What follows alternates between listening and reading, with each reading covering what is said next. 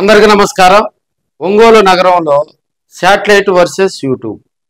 ఇక్కడ ఒంగోలు నగరంలో కూడా శాటిలైట్ ఛానల్ ఒక గుండుగాడు, వాడికి ఒక చెవు కూడా వినపడదు. గతంలో గందరగోళం చేసినటువంటి పరిస్థితి, వాడు చేసేటువంటి వక్ర బుద్ధి, విచిత్ర సన్నివేశాలే ఒంగోలు నగరంలో చీదర పుట్టిస్తున్నాయని కూడా మనం తెలియజేసుకోవచ్చు.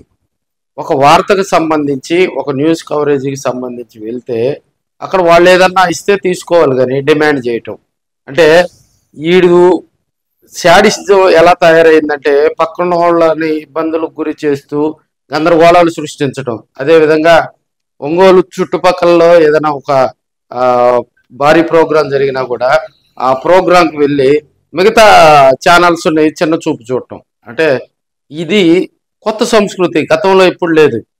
శాటిలైట్ ఛానల్లో అంటే ఒక గౌరవం ఉంటుంది. శాటిలైట్ ఛానల్లో ఉన్నటువంటి కెమెరామెన్లను ప్రతి ఒక్కరు గౌరవిస్తారు. అయితే ఒక్కడు శాటిలైట్ ఛానల్లో గుండుగాడు బాగా గుండు కొట్టించుకొని వచ్చాడు. ఈ మధ్య తిరుపతితో శ్రీశైలం పోయి బాగా గుండు కొట్టించుకొని వాడు చేసేటువంటి వికృతి చేష్టలు అనమాట ఒంగోలు నగరంలో. వీడు గతంలో గతంలో దాదాపుగా 4-5 శాటిలైట్ ఛానల్లో పనిచేశారు.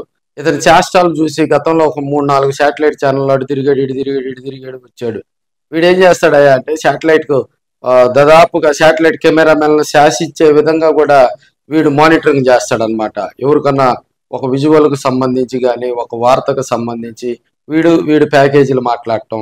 సరే, ఒక వార్తకు సంబంధించి వార్త తీశారు, ఆ వార్త ప్రజెంటేషన్ చేస్తారా, ఆ వార్త టెలికాస్ట్ చేస్తాడంటే తెలియని పరిస్థితి, చెప్పలేని పరిస్థితి.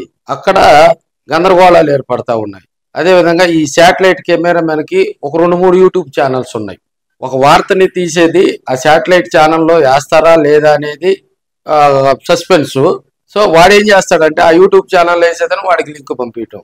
ఈ గందరగోళ పరిస్థితులు ఒంగోలు నగరంలో చేదర పుట్టిస్తున్నాయని కూడా తెలియజేసుకోవచ్చు. అంటే డిమాండ్లు చేయటం, ఒక ప్రాంతానికి వెళ్ళి ఒక దీనికి వెళ్ళినటువంటి కెమెరామెన్ని చిన్న చూపులు చూడటం. అంటే మిగతా వాడొక్కడే ఒంగోలులో ఒక పెద్ద న్యూస్ నెట్వర్క్ లాగా ఫీల్ అవుతా ఉన్నటువంటి పరిస్థితులు మనం చూస్తూ ఉంటాం. వీడు కలెక్టరేట్ వద్ద ఓ మీడియా పాయింట్ ఉంటుంది, గుండేసుకొని ఉంటాడు.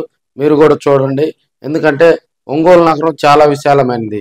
సో ఇప్పుడు ఉన్నటువంటి కొంతమంది చేసేటువంటి కొన్ని ఇబ్బందుల వల్ల మీడియాకి చెడ్డ పేరు వస్తూ ఉంది. అలాంటి వక్ర బుద్ధి ఉన్నటువంటి కెమెరామెన్గా కూడా ఒంగోలు నగరంలో శాడిజం తోటి మరి వాళ్ళు విధులు నిర్వహిస్తూ ఉన్నారు. వాళ్ళకు సంబంధించినటువంటి రిపోర్టరు మరి అతనికి ఏమి చెప్పకపోవటం కూడా ఆశ్చర్యానికి గురి చేస్తుందని కూడా మనం తెలియజేసుకోవచ్చు.